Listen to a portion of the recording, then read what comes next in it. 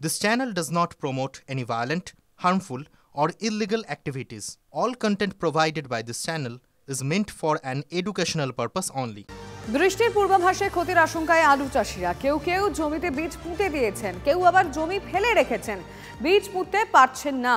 আগামী কয়েকদিনের মধ্যে যদি বৃষ্টি হয় তাহলে আলু চাষের ক্ষতির আশঙ্কা করছেন আরামবাগের চাষিরা। গত বছর আলু চাষের শুরুতেই বৃষ্টি হওয়ায় প্রচুর ক্ষতি হয়েছিল চাষিদের, এবং আবারও ফের আলু চাষ করতে খরচ হয়েছিল দ্বিগুণ। সময় কম পাওয়ায় আলুর ফলন সেভাবে হয়নি। লাগালেও তো চাষটা পেঁচিয়ে যাবে, আমাদেরকে তো লাগাতেই হবে, চাষের চাষ করতে হবে। কি করব আমরা? চাষিরা উপায় তো নেই। আলু যদি এই সময় না লাগানো হয় তাহলে তো আরও তো ফলনের কম হবে। আবহাওয়া দপ্তর বলছে বৃষ্টি হবে, কিন্তু কিছু করার নেই, কারণ পরবর্তীকালে যদি আমরা চাষবাসটা করি তাহলে আমাদের ফলনটা কম হবে। আর ক্ষতি তো হবে জানি, সবই জানি, কিন্তু আমাদের তো চাষবাস করে খেতে হয়। আপনাকে বসে থাকবো বলুন না? হ্যাঁ, যাই হবে, আবার বৃষ্টি হয় আবার খরচা ডবল হয়ে যাবে।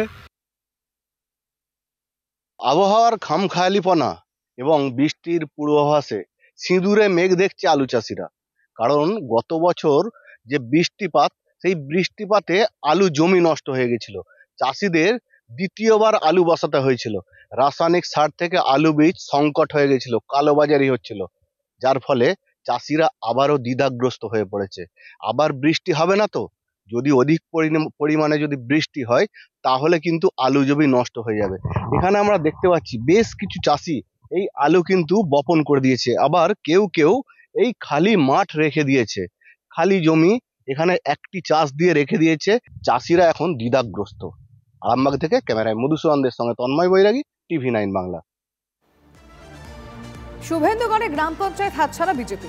1.5 বছরের মধ্যে পূর্ব মেদিনীপুরের কাঁথি 1 নম্বর ব্লকের হইপুর পঞ্চায়েতের দখল নিল তৃণমূল কংগ্রেস। 23 আসনের এই পঞ্চায়েতে তৃণমূল পেয়েছিল 10টি ও বিজেপি পেয়েছিল 12টি আসন।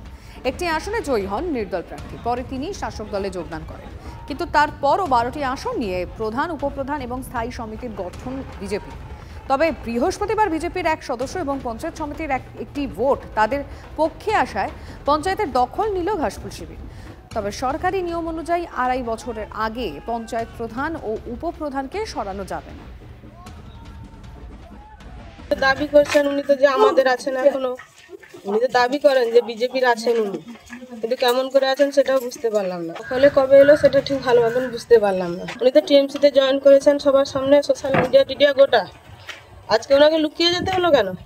ওনারও ব্যবস্থা ঠিকঠাক ভাবে করা হচ্ছে। গ্রাম পঞ্চায়েতে যারা যে সমস্ত মানুষ যে আশীর্বাদ করেছিল বিজেপিকে, তারা এখন ভুল বুঝতে পেরেছে। সেই সাথে সাথে কিছু সদস্যা তারাও ভুল বুঝতে পেরেছে যে তারা আমাদের দলের সাথে, আমাদের জোড়াফুলের প্রতীকের পাশে এবং মমতা ব্যানার্জির পাশে তারা আসতে চাইছে এবং আসতে পেরেছে। যে আমাদের পঞ্চায়েত নির্বাচিত সদস্য তৃণমূলে গেছেন, তার বিরুদ্ধে আমরা কোর্টে আবেদন করেছি এবং সঞ্চালকের ব্যাপারটাও নিয়ে আমরা এই বিষয়টা আদালতে আবেদন, আর পার্টি থেকে ওনাকে সপোজও করা হয়েছে। ওনার সব বিষয় স্টেটমেন্ট না হচ্ছে।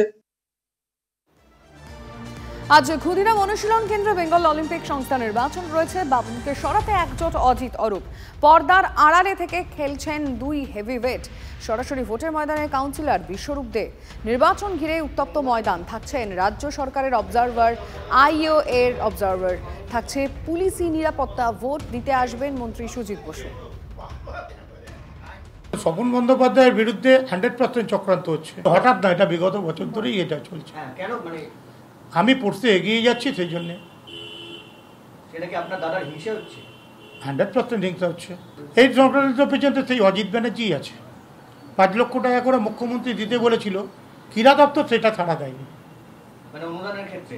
হ্যাঁ। কেন ক্রীড়া দপ্তর এরকম আচরণ? ক্রীড়া দপ্তর এই আচরণ করার জন্যই তো আমাদের সবচেয়ে বেঙ্গল অলিম্পিকের ক্ষতি হচ্ছে। আমি একবার না বহুবার যাই।